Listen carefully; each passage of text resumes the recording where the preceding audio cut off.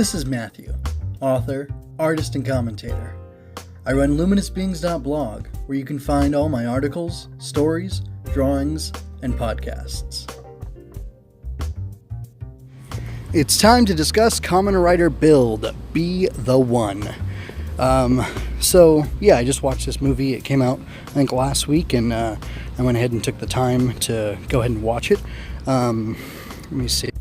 There are two different warnings I want to issue right now. One of them is a spoiler warning. I'll talk about, as it happens, all the spoilers for Kamen Rider Build. This movie happens at episode 40 or something, I think. So it's pretty late into the production of Build. So, it's near the end game of the series, yada yada. So I want to talk about all that stuff. But I also want to give you a warning about some of the content I'm going to share at the end of the episode. I think the premise of this movie, or if not the premise, then the bulk of the trauma for Sento lends itself to political discussion, so I'm going to be having that. So this is going to get very political at the end, but I'll let you know when to jump off if you don't want any of that in your karate bugman talk. So here I go. First off, I'd like to say that I think this movie had some pretty good jokes. I'm going to have images on the screen just showing you some of the scenarios and what I thought was funny about them, talk about them. Of course, you're not going to laugh because unless you saw the movie, well, anyway, they'll just remind you of the jokes and it'll be funny there. So the first one is Grease looking for Mitan and wondering where the heck he is after he defeats the Blood Brother, I guess. And I just thought that was funny because the reality is that in these shows they transition when they're fighting from space to space, and it's maybe a day later or hours later, and they cut somewhere else, and that's where they end up fighting or finishing a fight. And it's just kind of silly because they're highlighting that, but also he's desperate to show Mitan how cool he is, and he can't do it. Guy cannot catch a break, and it actually kind of makes it gets sad. It kind of makes his death at the end of the series even that much more impactful, because he had this moment where he had this great victory over a blood stock type person, or a blood race person, and she wasn't there to see it. And then finally, when she's there to see it, which happens maybe a month or so after people would have seen this movie in theaters, he dies, and it's really dramatic and tragic, and that's pretty good stuff. The next is a simple, silly one. The characters are all hot because it's summer and it's the hottest it can be. And after Sento escapes from the first mob, he's in Tank and he's running, and he asks, do we really have to do this in the middle of summer? And I just thought that was funny because it's acknowledging the real world timing of when it happened and whatnot. And it's just, it's a good joke. So I liked it. So Kiryu Sento is a genius, but he's also an idiot, because while he's running from people, he stops in this alley and there are these dogs, and he wants to take pictures of them because they're so cute. And then he realizes that he's just exposed himself and given himself away to all these people and calls himself dumb, which was great. Okay, and then the next thing is that when they merge together, Sento and Ryuga, they're oh no, did we just merge? And the way their body language works is really funny. You can see kind of both of them thinking out their thought and giving their line and reacting the way you would expect them to, and it's pretty good. Also, I liked when they were fighting Grand Dragon, or whatever he's called, that they were messing up each other's moves, and they couldn't sync. It's a little bit of a dramatic character point, but it's also just a funny thing that happens, and it amused me. Okay, so the next bit, I would say this rides the line between joke and character moment, and I really appreciate what they did here. Grease and Beardo, Gentoku, show up, and they're going to help Sento because he's being chased down by all these people, and he's in the stadium, and he's in danger, and it's really fun that, they were off busy doing their own things, and they hear about the trouble he's in, and they go to, protect him and look out for this guy who's helped them both through so much. Arguably Sento could have killed either or both of them, and he didn't, and he helped to redeem them and bring them to where they are now, and I'm sure they're much happier being where they are. So then we get this moment where, they're facing off against the people, and this is cool. They're saying like, Greasy's saying like, we're not going to beat these people up. We're not going to destroy them and kill them because that's wrong. That's not what we're going to do. They're civilians. They're brainwashed, etc., etc. And then there's like cheerleaders and stuff cheering on, saying, destroy, destroy, destroy the guys who are trying to fight him. And, that's cool. It's funny because he's doing the right thing. He's constraining himself as he should against these civilians, but the civilians aren't holding back. And the way they kind of order themselves under the brainwashing is kind of amusing. So now I want to talk about the Blood Brothers and Blood Sister. Did their plan make sense? Did they make sense as characters? Like, does that blood race make sense where they're just destroying planets and stuff? I will first say that their plan to brainwash the people and fill them with fear and get them to turn on Sento and try to destroy him was brilliant, because the goal of that, of whipping up the fear and dread and anxiety in them, also led to building up fear and dread and anxiety in Sento, which powered up the hazard trigger to be filled with the energy necessary to put it in Pandora's box and do what they want to do, which was destroy the planet right then and there. Now, I don't really get how them destroying the planet right then and there contradicts or goes against Bloodstock's plan and why he didn't just let them or join them or whatever. But, I mean, I guess you could argue that he's selfish and he wanted to destroy the planet at the time. I don't know. So that part I didn't really get, but I'll address the other thing now. I have to say I really don't get the plot or like the point of like why is it these guys are all Bloods from the Blood family or whatever. Never mind. And like they want to destroy planets because that's what they do and they absorb their energy and stuff, I guess, but like why must they eat planets? Like that stuff, I don't think it was ever really well. Like Kamen Rider Build is probably the best structured Kamen Rider show. I probably care a lot more about other writers, but I think that the craft behind this is so good. And I can't remember the author's name right now or the writer, but anyway, the guy's like phenomenal. So probably check out his other stuff. It's probably really, really great. But yeah, I don't really like the blood race and like their thing. It just doesn't get me, man. I don't get it. It just, I don't know, doesn't do anything for me. I like the callback to the theme about the writers being like a representative of the war and how like that moral question is something Sento has to struggle over and that Katsuragi basically is like done with. And, weapons are weapons, man. Like they don't kill people, bad people choose to, you can pick up a rock and murder somebody with it if you really wanted to. And then like the people here, the power of the people all coalescing together and working together is an even more powerful weapon than the Kamen Rider, you could say, because they pretty much could have killed the riders if they wanted to.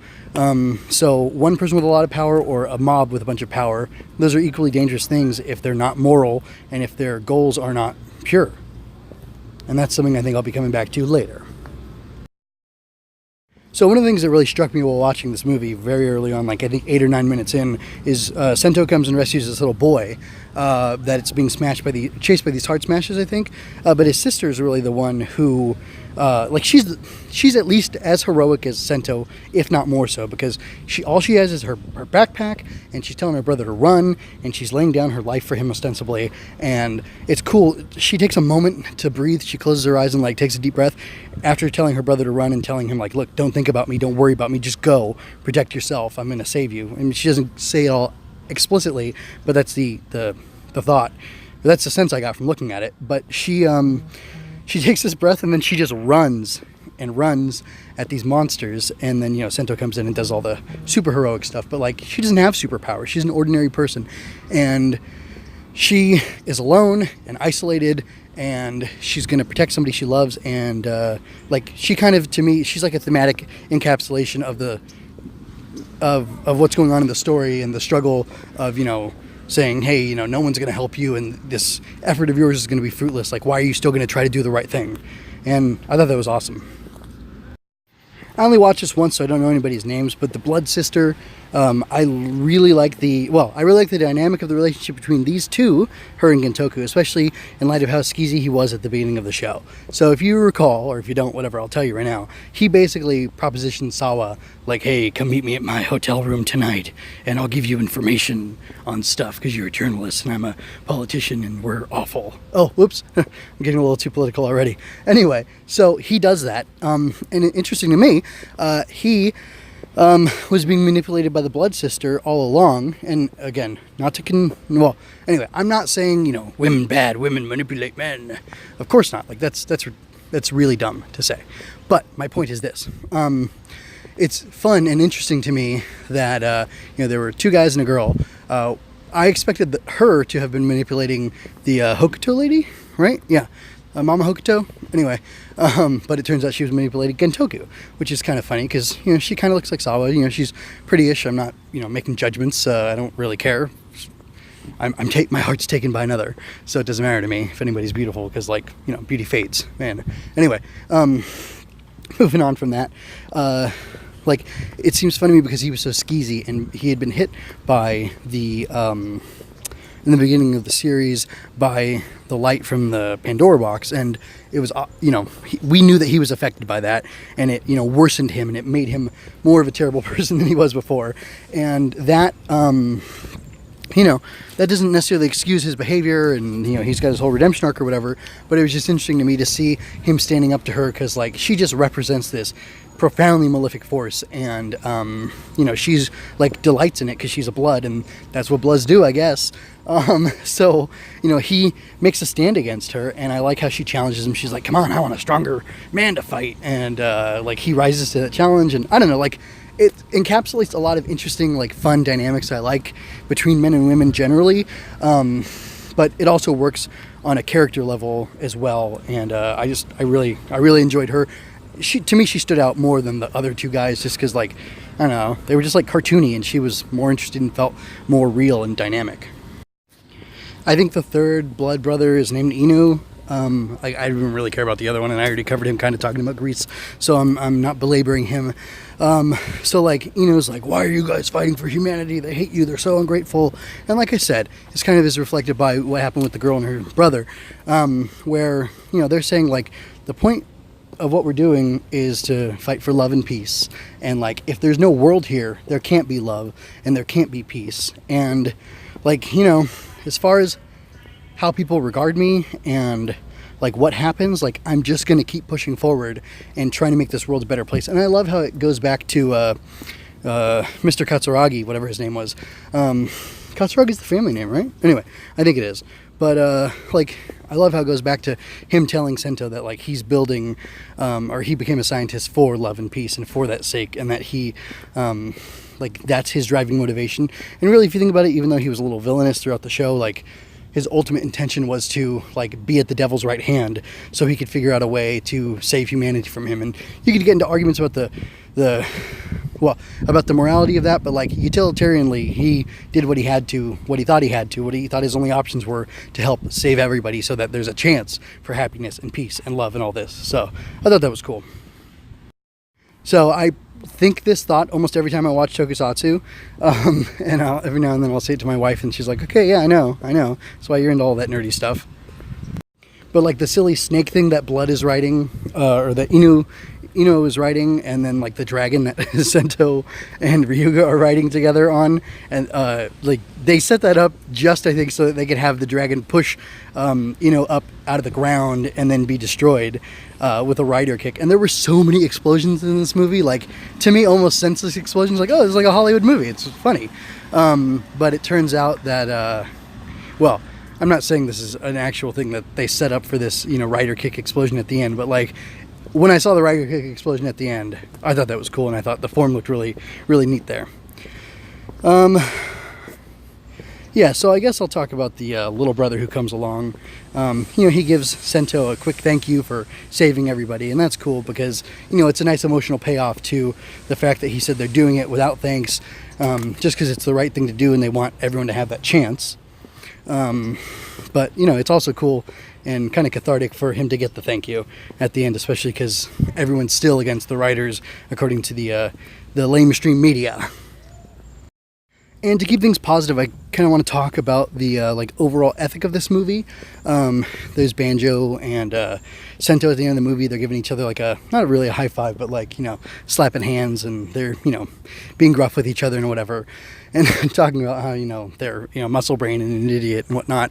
And I don't know, it's just kind of fun because like these guys, so like their whole lives were orchestrated basically by the Bloods to accomplish the goal of destroying the Earth.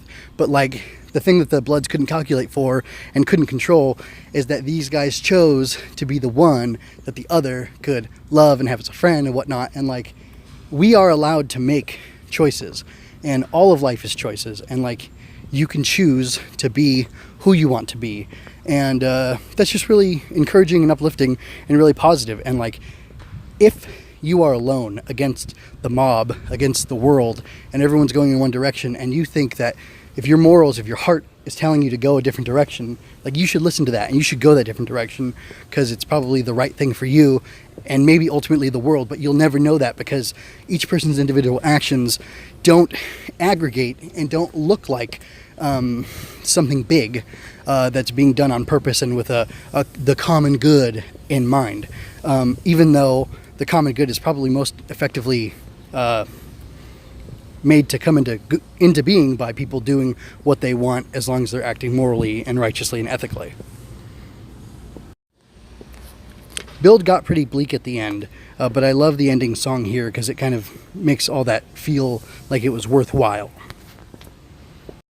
The song is called Everlasting Sky, and anyway, it's really cool. I was humming it after it ended because it was that darn good. And it's really interesting. There's a dedication here at the end of the movie for Daichi Nobe, and I remember reading on Tokusatsu Network that he died during the filming of, he was practicing a stunt actually. And anyway, it just, you know, it's awful that he died. He was so young. He was a suit actor. I don't remember how many shows he'd worked on, but he had been the Blood Brothers in 2 episodes, or not the Blood Brothers, the Engine Bros in 37 to 38 of Build, and he died June 13th, and the movie came out, I think, 2 months later. So, you know, that's really, really sad. And I was thinking, like, oh, why'd they put that there? Because things like that always strike me as funny. Like, how do you deal with that? But, like, I could see being related to him and seeing that and, like, oh, man, like, you know, thanks Toei Company for putting that. Like, that's a nice, sweet gesture. So that's pretty much all I wanted to say about Kamen Rider Build Be the One. I really liked it. Thought it was a good movie. Made me happy to see all the stuff going on. I like the preview of the, or I don't know, like the miracle transformation, like they called it. The, you know, silver and gold, the rabbit dragon thing. That was pretty cool. Oh, and the little Zi-O preview at the end after the credits was pretty cool too. Fun. Anyway, that's all I'm going to say. And things are about to get political. So if you'd like to avoid that, then now's the time to jump off. Thanks for listening. So I basically touched on this earlier, but I'm going to kind of just elaborate on it. And like, I thought I was going to be a lot angrier when I made this point, but you know, talking about the movie and how positive it was in a lot of ways, it made me feel a little more positive and made me not want to be so angry. So here we go. The Eno starts out in the beginning of the movie saying, you know, giving the speech to the people, and he's like, all right, now that we've solved all our national problems and made a national plan for ourselves, that tipped me off, like, oh, this is going to be a bad guy, isn't he? And then he goes on, you know, time has come for us to deliver punishment to Kamen Rider Build, and then he riles up the mob, and they're all chanting destroy, pumping their fists in the air, and like, man, like my well, whatever. I don't necessarily really have any connection, like a deep connection to like the broader Kamen Rider enjoying community out there, but like I've seen comments people make talking about, you know, hurting young people in their classes with them, talking about being upset with people for having different ideologies from them. Like, fam, that's not what Kamen Rider Build's about. Like, the Be the One thing, I'm sure it's not this, or I don't know if it's this, but I'm gonna, you know, put this spin on it because, hey, I'm the one with the mic here. So, like, be the one, be one person, be yourself, be an individual. Don't give in to the mobs.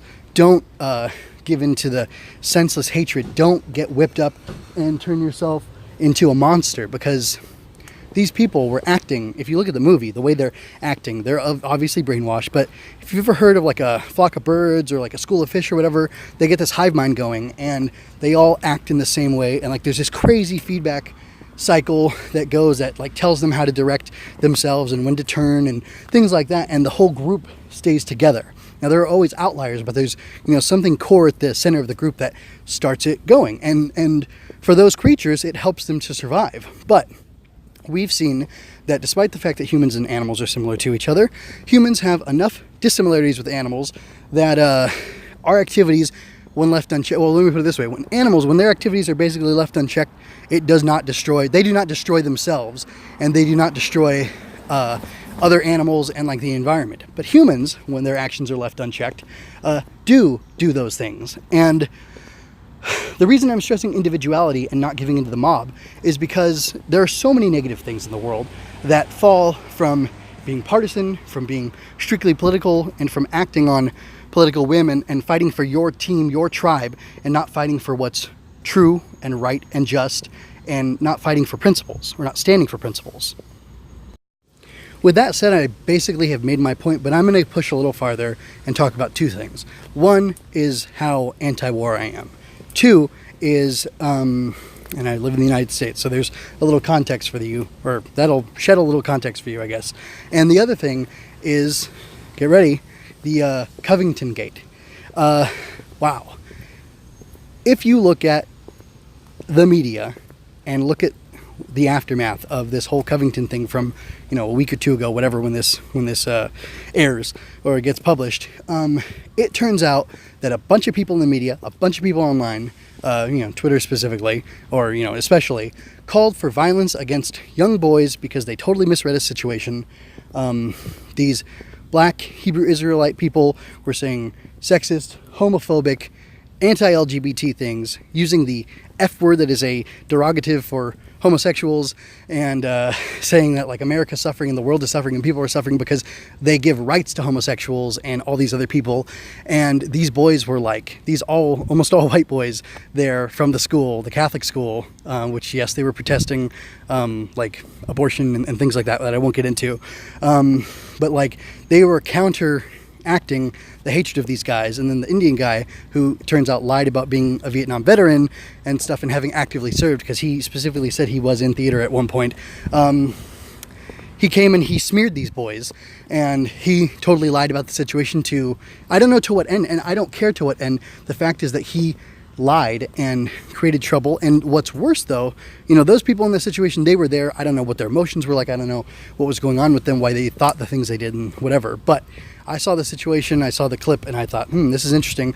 I wonder what really happened, and I'll be interested to see, you know, what the truth was with more context. But there were so many people who didn't want to wait for context, who wanted to jump in instantly, who wanted to recognize these boys as belonging to one tribe against their tribe. So many people who didn't want to be the one to stand out from the crowd, the one to not follow along with the mob, the one to possibly maybe have themselves be thrown in with alt-right or Trump or whatever. These people advocated for the kind of hate and racism and nullification of rights that they protest for minority, weak, blah, blah, blah. And assuming minorities are weak is racist in and of itself. So I'm not even going to go there. But yeah, those are bad things. All bad things that were caused by people choosing to be mobs, like this mob here in this movie who almost, you know, destroys our heroes, who are doing good by being these radical individuals who do whatever.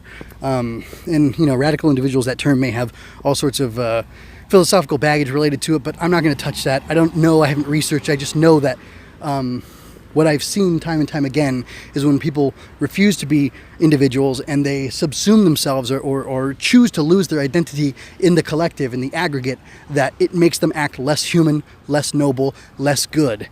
And that's a bad thing. And it leads them to doing terrible, terrible things, like the continued wars that America is perpetrating on the rest of the world, extremist terrorism, suicide bombings, all those sorts of things are blowback from American policy, where Americans or American political leaders feel like we need to be the number one hegemon in the globe. We need to have all the power, all the might, and we need to exercise it and flex those muscles, attack people, drop bombs, murder, kill civilians and innocents. And in doing that, we create more and more and more enemies who blow themselves up for the sake of getting American invaders and occupiers out of their country and off of their land, and to take vengeance upon them for killing their innocent fathers, brothers, cousins, sisters, mothers, everybody who's hurt by the military-industrial complex, which is a factor in this show. Kamen Rider Build features whatever heavy industries, Namba heavy industries, and basically gives an image of the military-industrial complex. And I heard, well, anyway, oh gosh. Anyway, I'm exercised. I don't know what to say anymore. I should probably stop myself and end it right there, but I guess my message in all that getting very political is to say that we should all be cautious and mindful of what we're doing so that we don't become part of a hateful, destructive, senseless mob, and that you can just look to recent history to see why that isn't good, and why just going with the flow and not standing out are negative things that allows evil or carelessness or apathy, whatever you want to call it if you don't want to call things evil, to persist in this world. And that if we want to stand for love and peace, that we need to actually take a stand and be willing to deal with the consequences. Thank you for your time and attention. I'd love to do more of this. Like, share, and subscribe to cheer me on, or give me feedback to make me stronger and smarter. Visit luminousbeings.blog for more. I link everything I do there, so if you want to comment, that's a place where I'll definitely see it.